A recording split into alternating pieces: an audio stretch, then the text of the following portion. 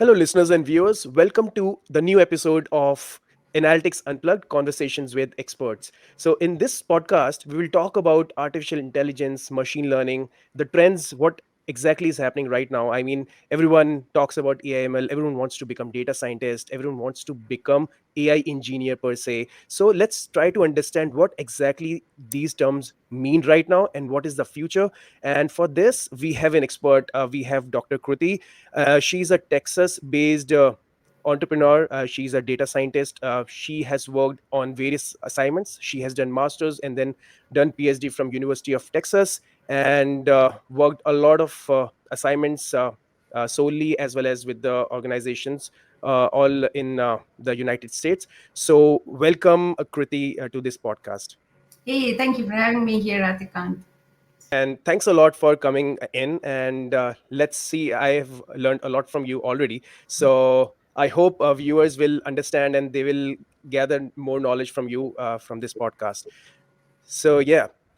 So let's talk about AI ML. For that, I just want to talk to you about your journey, like how you started with your masters, why you thought about it. And as we discussed last time, you were saying like people talk about AI ML now, but it is far like it's been more than 20 years now. So let's discuss about it, like with your journey. So, I know that everybody, and I'm sure a lot of your listeners already know this, but everybody, when they think AI, they think it's new because, ChatGPT came out in 2022. And then, everybody's like, oh, yeah, it's like that's the new thing, ChatGPT Yeah.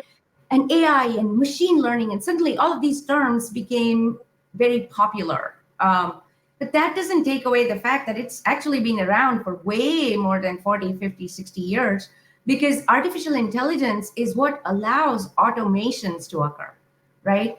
So it's not just it's things that can be repeated, that can be trained something to. If you use a phone and you have Siri on it, that's artificial intelligence. That's doing a lot of the stuff for you, and recognizing your language patterns and responding accordingly. So first and foremost, AI ML is not new, right? Everybody who has been in the coding world can tell you this. What is important is that unlike the past, now we have access to and ability to store tremendous amounts of data. And that's the other thing that, I mean, I'm sure a lot of your listeners already know this, but data is not just numbers. Data is information, it's words, it's, oh, I'm talking to Atikant, his history, whatever you've done, whatever has gotten you to this point, that's all a part of your data story, Right. right?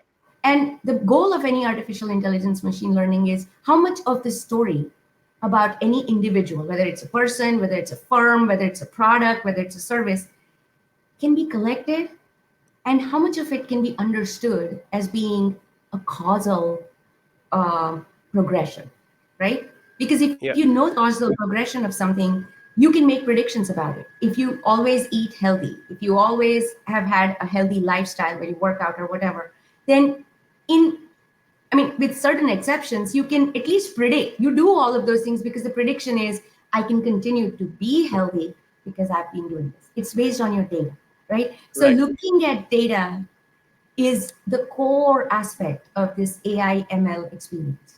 And you asked me about my journey. Well, I've been always a math nerd, even as a child. And I grew up in India, by the way. So, uh, as you know, at least I think you should, Indian parents and family structures have a very Yeah. different focus on Right. the importance of math. Correct. Um, Absolutely. and so but I enjoyed it, so that was a part of who I was. Engineering, I tried it for a year, didn't really, that wasn't my thing. Plus this was in the 90s, so we're not even talking like Windows 95, okay? Right. So that engineering was a lot of Pascal and Java code, which didn't appeal to me. And so I promised Mhm. myself I'm never going to code again because I hate this. Switched to economics, and I loved statistics, so kept statistics on. And of course, what I do now in my life is coding for about, 8 to 10 hours a day as a part of what I Amazing. do. But the point is, once I learned the core statistical functionality, and how it comes together and how those models are built. Because once you build a model, then you can decide how much data is going to be appropriate. And that's where AI and machine learning has changed the world.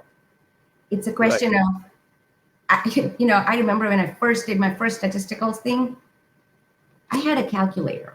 It was like a TI 80. You still And have it. yeah, well, this is the new one. This is the new Yeah. version of it. But I Yeah. remember my mind being blown that instead of manually having to calculate the regressions, I could put the data in here and it would tell me what the coefficient was. And Right. I guess I do still have mine, but it's at my dad's house in India right now. So, but that's that's what appeals to me about this AI and machine learning thing. It's the ability to use so much more data and make so many more meaningful models, because the more meaning you have, the better prediction you have. The better prediction you have, the better decisions you make. The better decisions you make, the better you can grow your business, and so on and so forth. So, And everyone is happy. yes. Yeah, absolutely. So, but going ahead, I just want to have one timeline on a post that you posted, I think last week. Mhm. It was about this billboard. Yes. So, the quote was, "What would your billboard say?" I Yes. found this interesting. I mean, you wrote, "The data whisperer, your data speaks volumes, and I have the ears to hear what it says. I can help you use its whispers to grow your business." So it's Yes. from like you have quoted your company name as well, Analytics TX, Yes. right? So this is really interesting. So tell me more about it. So there is a LinkedIn connection of mine, Bill. He calls himself Phone Bill McLean, and Hmm. he has been running a very successful business for over almost 30 years.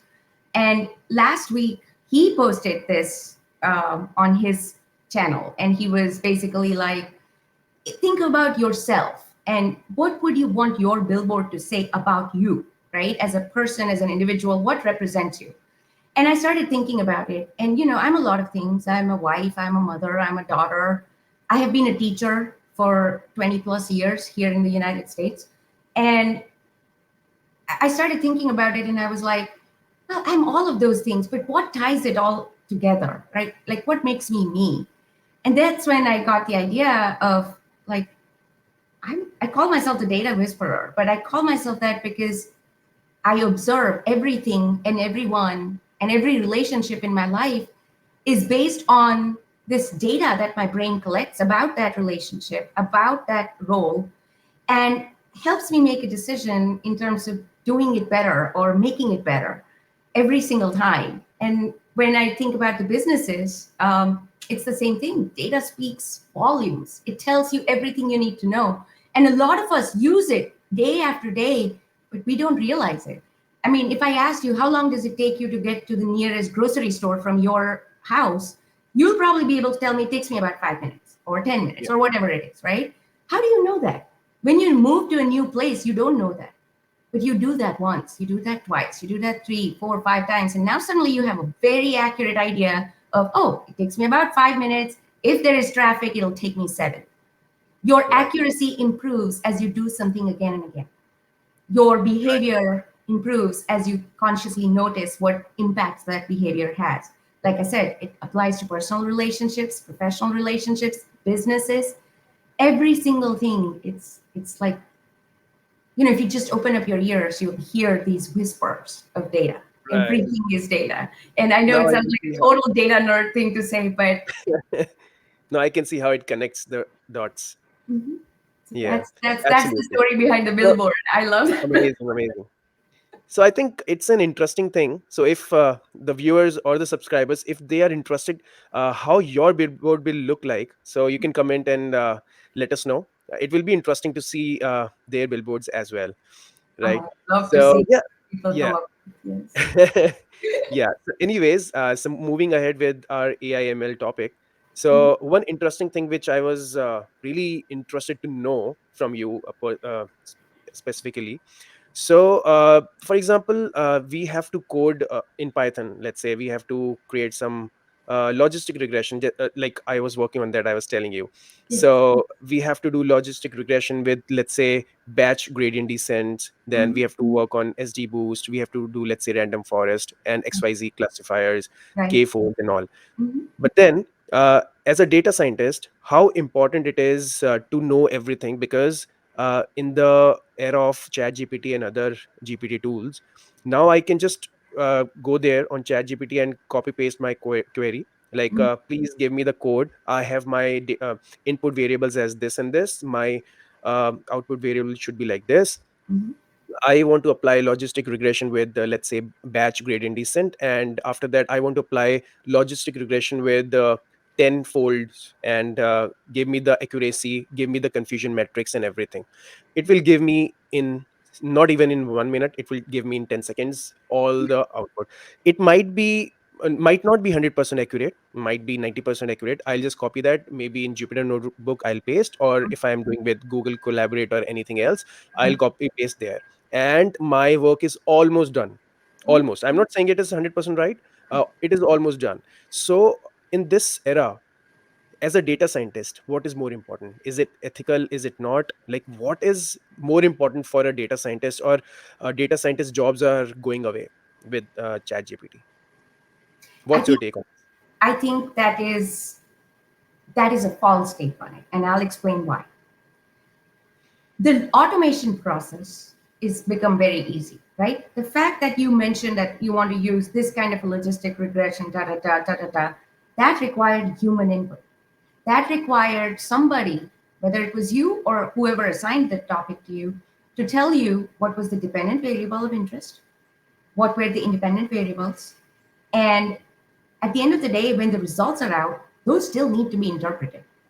And yes, the coding has become automated, but like I've mentioned before, it's like back when Excel first came out and you could just click on a button to create a bar graph. Yes, you could create a bar graph, but if you didn't know what you were creating, what were you going to do with it? Actually, this is a right? problem with a lot of the dashboards right now too. They just spit out all this information. Oh, here's your ROI, here's your ROA, da da da. What does it mean, right? The purpose, what I love about the fact that a lot of this stuff can be automated now is that I'm not searching through 5 million Substack articles to find one line which will help me. I'm just making this up right now, but change my line from red to blue. I mean, I know the solution to it. It's like just putting a Yeah, color tab there. But now I use ChatGPT and Copilot all the time because you know what? I don't want to type up the whole code. I know exactly. exactly what I need. But here's the bigger problem. When you're using data that is confidential, you cannot be using these tools, which are public tools, whether you like it or not, they're collecting everything you give them. Exactly. So, yes, can you copy and paste your entire data set into it and it'll run it for you? Yes, it will. But there are two problems with it. One is security. And then the second one is, again, if you don't know what you are doing, then the machine is not going to be able to tell you what you're doing, right? It can Right. So make, go ahead. yeah, so it can assist you. I mean, you should have the basic understanding of overall algorithm, and what is the business objective. And let's say you just copy pasted the code and the accuracy is, let's say, 90%, but you are not able to understand if this accuracy is good enough. And then that's where human uh, thing comes in. Yeah. So So I it can use it like an assistant, right? yeah, I'm not sharing my data with Copilot or ChatGPT. But what I'll do is I'm like, okay, I know I have X1, X2, X3, and I have Y, for instance, mm, right? And I want a more complicated plot than just a simple one because every once in a while I want to create a specific type of heat map. And I don't right. have the energy to remember all the, you put a annotated here and annotated there. That stuff I use it for. And I won't give them the actual variables at all. I'll just say, okay, I Y, X1, X2, X3. I'm trying to create this kind of a heat map. I want the colors to be red, blue, and green, whatever, Yeah, and then just let it write that portion of the code. I copy and paste it, and then I use my actual information. I double check if it actually works with my data, but I'm not going to let a tool do that for me. And sometimes it's easy because it's like I want to try 6 different types of visualizations, but I don't want to write the code for all 6. So I'll just be like, right. okay, give me these 6 types of visualization code, copy paste, check, didn't work, doesn't look good, copy Yeah. paste. So it's like using it as an assistant that speeds up what I do, but it It's just cannot improving your productivity. absolutely it cannot replace what I can do because it Yeah. doesn't know what to look for. When I create different types of visuals, sometimes I create them just because I know that only one of them is going to work. That a Right. bar graph for when you have 6 different categories and 12 different variables, it's so cluttered that it's going to make Yeah. no sense, right? So the ability to be like, what do I do? What is the solution to this? That's still human. Right.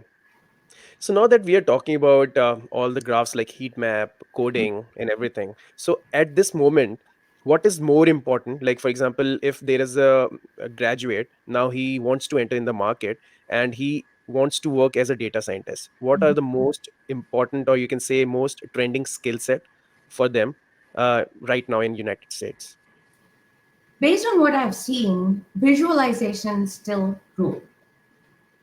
Excel is still the tool of preference for a lot of companies. So they want a lot of their output in Excel.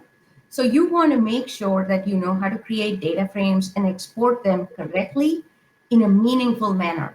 If you send a data frame that is cluttered to your client, it's going to make no sense to them, right? My favorite thing is when clients tell me things like, good for you that you've written the Python code, because I always offer to send it to them, right? Yeah. And some of them will take it, and most of them are like, I have no use for it, but you save it just in case we have another project, and that way you can reuse it.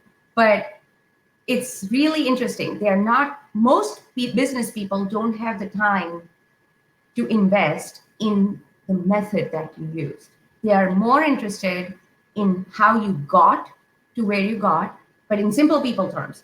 So, Yes. what I would recommend to anybody who's starting out in this field, learn to use simple language. You might be a brilliant coder, and you might know every single nuance that is there.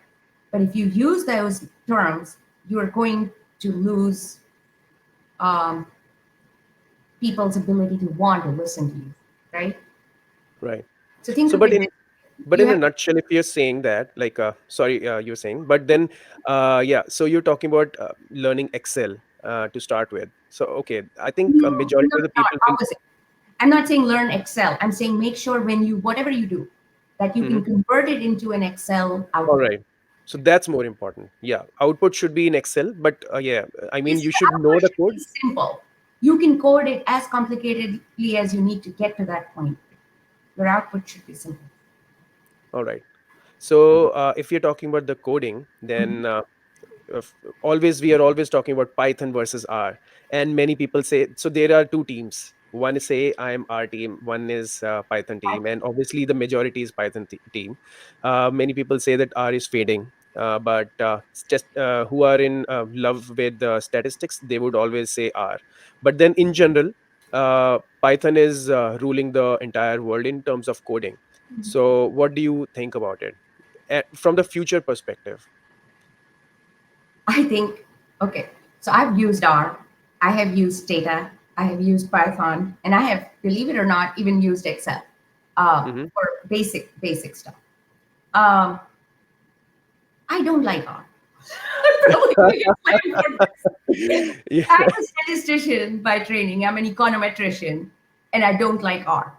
And I know that it has been the tool that all professors have been in love with for 20 years. Okay. So R gained a lot of popularity because a lot of teachers and instructors use R for teaching. When you teach using a tool, that's the tool those students are going to start using. Right. Uh, there's a lot of help available for R and a lot of packages, but I find Python to be way more versatile when you're dealing with the real business world. R gets more complicated, and um, you have to be a super statistical expert in order to use R. That's not majority of the data scientists or data engineers. There's like a fine line. So you have the stats behind something, and then you have the coding required for it. Now, I always request the coders, the people who are going to do the data analysis or just starting out in the data science field, they're going to be stuck with the heaviest coding responsibilities, right? They still need to know statistics. But Python allows for a lot more flexibility. It'll allow you to create a model even if it is inaccurate. So that's where Right. you have to be careful. It's my Right. I'll give you an example. I've seen this online, and I'm not naming any names, but there is somebody who has a huge portfolio of examples that they've created as a part of their growth as a data scientist. And they have one example in there about, I think it's like Uber demand and supply, right? As an economist, I can tell you, you can never put demand and supply in the same graph. If you do that, it has to be because there are two different lines, but the Mhm. horizontal axis is always quantity, and the vertical axis is always price. If you put demand on the horizontal axis and supply on the vertical axis, you're an idiot. Now, did I call them out on it publicly? No. But that's what they've used as an example. If I was hiring and I saw that example from this individual, I would never hire them. Because my question is, yes, you could do the coding, but do you know what you're doing? Yeah. So as a data scientist, if you don't know what you're doing, it's kind of like, just because you can do something doesn't mean you should, Right. right? So you've got to learn your basics. Just because, oh my God, it's so cool, I can put demand on one axis and supply on the other. Yeah, but it doesn't mean anything. It does whatever you come out with, no matter how pretty, it's useless. Yeah, that's a brilliant example that you told about demand supply. I mean, exactly, we should know what we are doing. And yeah, second to that on our thing. So even in the university I work, I study at UWA. So all Mhm. the professors they prefer R when we are working on statistics. So even if we are working on analysis of observations or experiments, we always do experiments or that what we say null hypothesis and alternative hypothesis. All those things we work on R. So yeah, I mean, but then when I see the reality, when talk to so many people in the field who are really working on the projects, so 99% they work on Python and they prefer people who know Python. Yes. So that's what my understanding is. So but apart from this, so let's say someone knows Python, what next? I know there is no one size fit all. I Mhm. mean, there are so many things out there, but then there would be couple of things which are really important in technical skill set. I'm not going to soft skills, but in Mhm. technical skill set, if you are looking for someone to if you want to hire someone, he is knowing Python. Mhm. What next? Like I said, first I would check for the consistency of and clarity of concepts. So if I'm asking, So it's like logic building. yeah, exactly. And but in technical skills, it's like, okay, you're doing statistics. If you're going to use, I'm just using this as an example because anybody who knows Python knows that you have stats models and then you have SciPy, right? Like for doing the stats portion. Yeah. Um, do you know what is the difference between the two?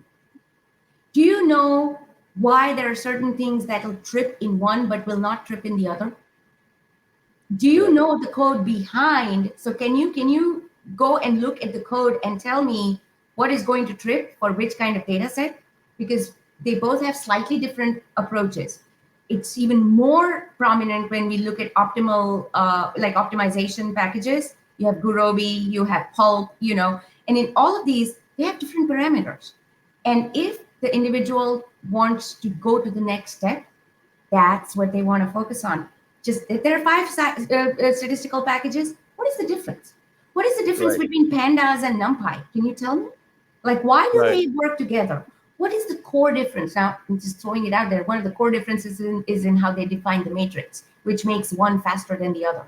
But just because you know how to use all the packages does not mean you know what those packages are doing. And Exactly. that would be the next step to learn. Yeah, so it's important to understand what exactly is happening internally rather than just copying pasting, or even if you just write import pandas as PD, mostly people do that and they don't know much about what's happening inside. So Yes. yeah, that's a great insight. I mean, if someone is studying Python, they should focus more on algorithms and the concept building. That's more important rather than just doing all the code stuff. So Yeah, so that is I actually deliberately, this is going to sound crazy, and I'm not crazy, but I mean, I do this because this is how I learn. I will deliberately put in something which will trip my code. So if I'm running a Mhm. regression, I'll deliberately do something in there which will trip my code. When you trip your code, you get access to the error message. When you get access to the error message, you click on it and you can go to the original code that is in your computer, and you Right. go through it line by line by line and make sure you're understanding what this does. That's actually how I have found out which tool I prefer for which kind of analysis, even though they're both like I can run a regression in 3 different packages, but I choose which package to use based on what my data looks like. And that's because I've read through that code. Yeah. And this comes with experience. You Oh, have to, absolutely. yeah. So you have to do coding day in, day out and work on so many algorithms, and then you will understand this thing. So I understand this is really important to, I have a recommendation for it. I mean, this is just because this is how your brain processes things. This is how your human intelligence learns, right? yeah.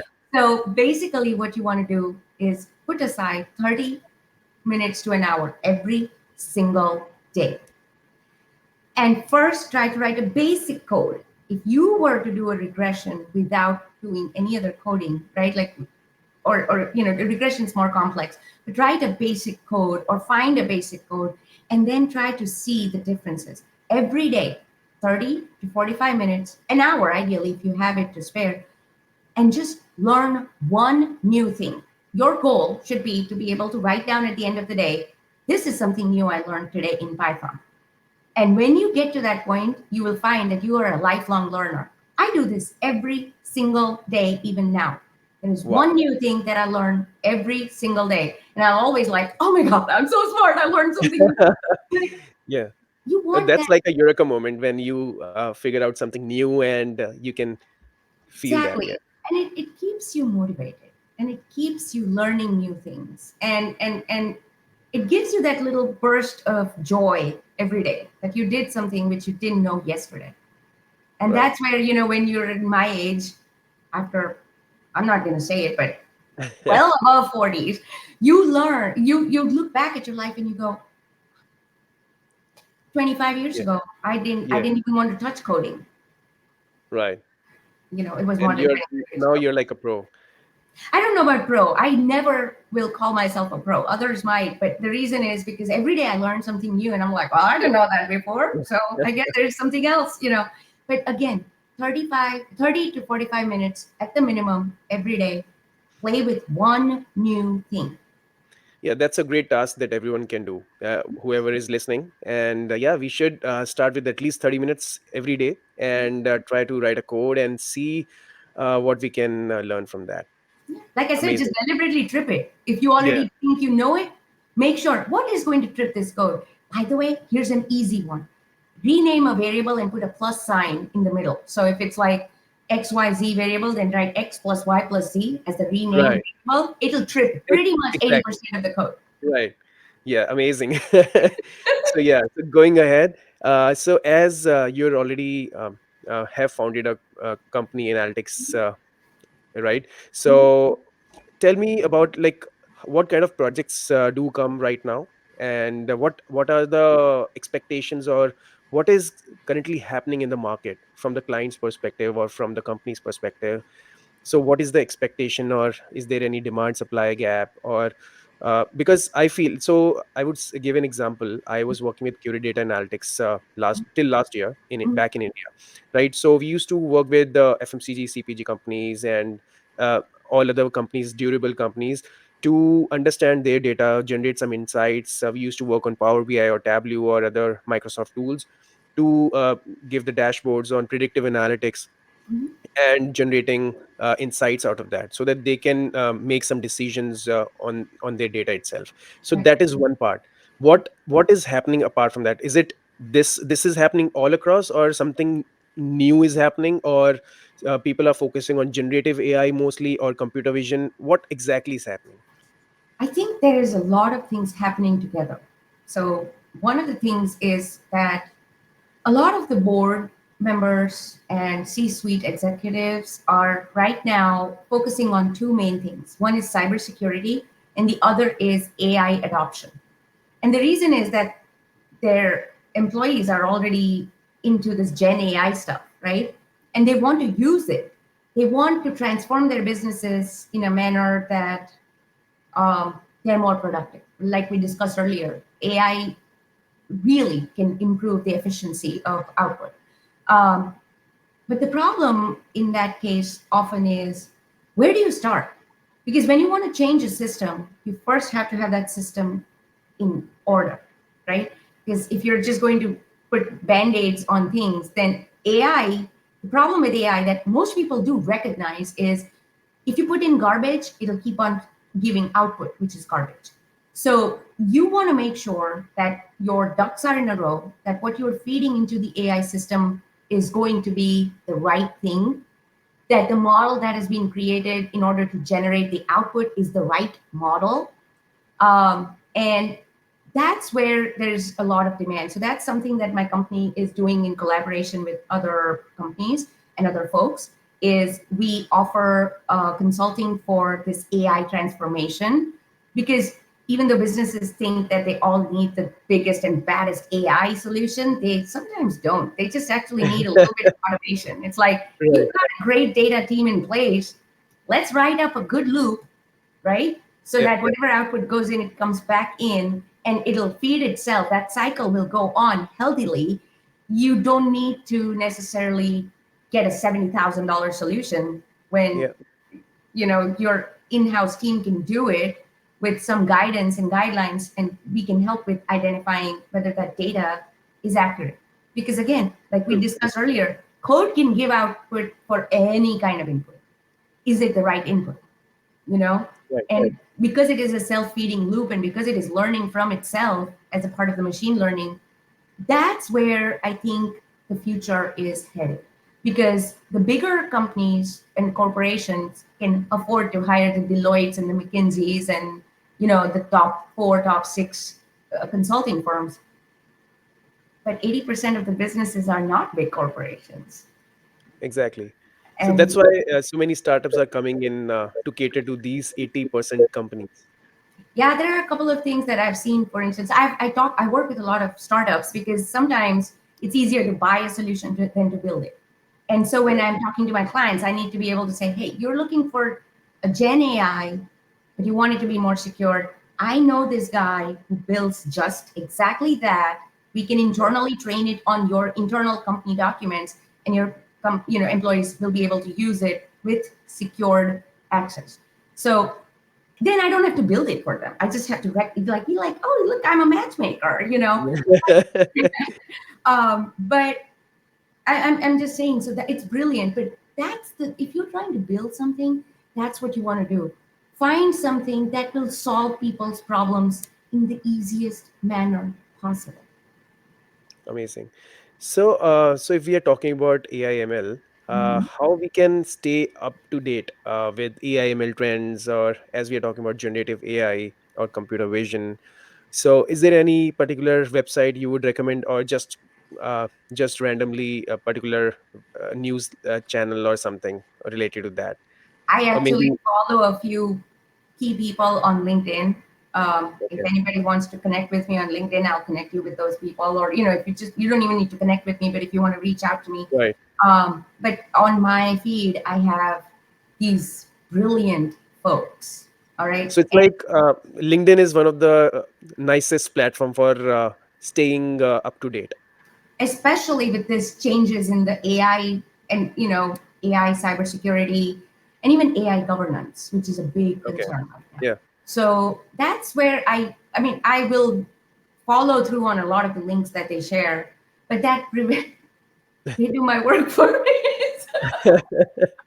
But that's the Yeah. beauty of a network, right? People do Yeah. what they do best, and then you learn from each other. So, Right. So I think we have talked a lot about AIML. I think everything is fine. Just one more thing. If you can tell a couple of your like 2 cents from your side, your experience in this field for the young folks, how they can utilize their time, how they can improve their productivity. Of course, everyone is studying Python. Everything is this and that. So how to differentiate themselves from the crowd? So what do you think is more important?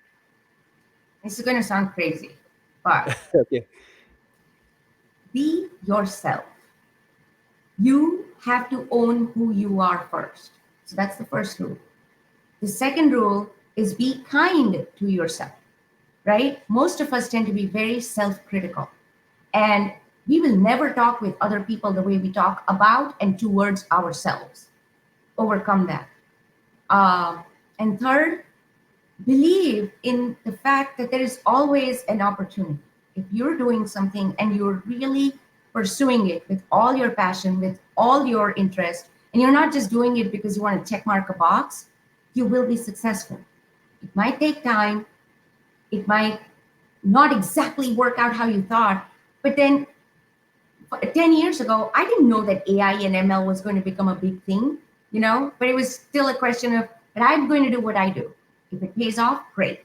Like a lot of the clients that I work with products, I work with services, I work with banking. I mean, I'm fairly industry agnostic, but I can see that I can help in every little, in every aspect of the company.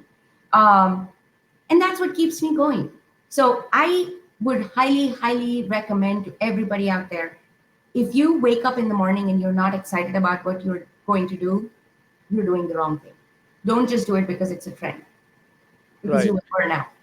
Yeah, that's the most important thing, because many folks come in data science field because that's in the trend. I am seeing many people who are opting for bachelors in technology. They just want to go in computer science and IT, and Mhm, then take major as data science, mhm. mostly working on AI and everything, because it's in trend. They don't know if the capability of them is there, or if their interest will be there in there. I mean, it's not easy and it's not tough. I mean, if you do it with your heart, if you're doing every day enjoying it, then it's not that tough. But of course, it takes time. Someone said to learn machine learning you need to have 10,000 hours of self study, so that is more than 5 years. So of course no one can ace it, no one can be perfect in machine learning. If someone says so, that's wrong. So Yeah. but then And like yes. I said, if you put in 30 minutes to an hour every day, you do realize that's like 180 hours of work you did in a year. Yeah. And you learned 360 new things. Exactly. Yeah, that's a nice takeaway. I think even me, I will also try to do this, and let's see what happens.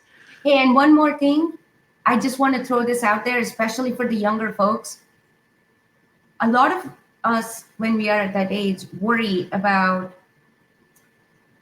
you know, what's the future going to bring? And there's so much stress, and we forget to enjoy the life that we are living. I'm not saying enjoy as in like go party every night, Yeah. but don't give up things that make you happy, because Right. that's what's going to keep you going. When you are burdened with 6 projects that need to be finished, it's going to be those moments that will keep you going on. So enjoy those moments. Right. Amazing. So yeah, that's great. I think mostly that we touched upon, the audience will resonate with that, and I hope the things that we discussed on, they will understand and it was useful to them.